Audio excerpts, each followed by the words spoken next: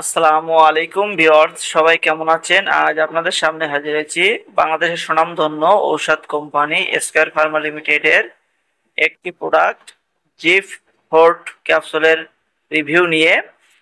ঔষধটি কি কাজ করে, খাওয়ার সঠিক নিয়ম কি, পার্শ্ব প্রতিক্রিয়া কি, সতর্কতা কি, গর্ভাবস্থায় সেবন করা যাবে কিনা, স্তনদানকারী মায়েরা সেবন করতে পারবে কিনা, বাজার দর কত, ওষুধটি বাজারে দেখতে কেমন, এ নিয়ে আলোচনা করব।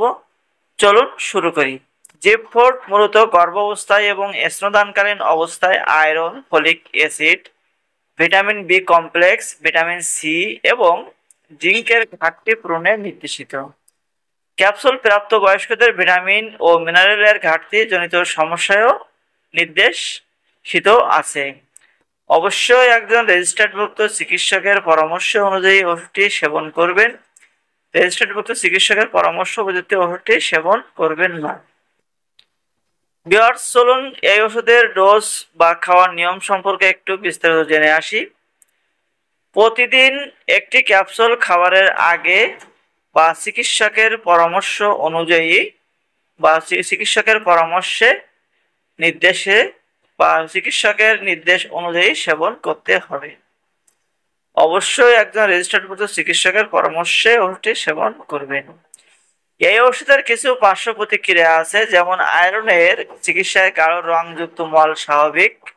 এছাড়া বমি বমি ভাব এবং কখনো কখনো পরিপাকতন্ত্র জ্বালাপোড়া, যেমন ক্ষুধামন্দা, বমি, অসান্দ্যত, কোষ্ঠকাঠিন্য, ডায়রিয়া দেখা দিতে পারে। এই ধরনের টাইমড রিলিজ ক্যাপসুল বিশেষভাবে তৈরি করা যাতে করে পরিপাকতন্ত্রের অবসান্যতা বোধ হওয়ার সম্ভাবনা কমে যায়।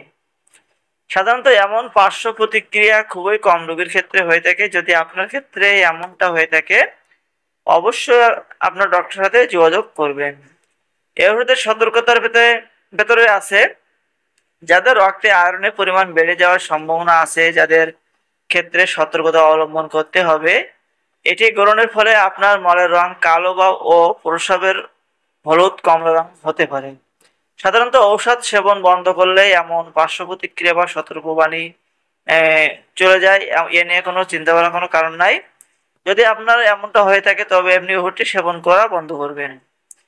গর্ভাবস্থায় ও স্তনদানকালে যদি সম্ভব হয়, গর্ভাবস্থায় প্রথম 3 মাস যে কোনো প্রকার ওষুধ ব্যবহার করা থেকে বিরত থাকা উচিত। সঠিকভাবে আয়রনের ঘাটতি নিশ্চিত হলে কেবল মাত্র প্রথম 3 মাস আয়রন গ্রহণ করা যেতে পারে। গর্ভাবস্থায় শেষ দিনগুলো আয়রনের ঘাটতি প্রতিরোধে এবং খাদ্যে অপর্যাপ্ত পরিমাণ জিঙ্ক ও ফলিক অ্যাসিডের ব্যবহার যুক্ত। প্রতি পিসের দাম 2025 সালে 4 টাকা। সকলকে অসংখ্য ধন্যবাদ।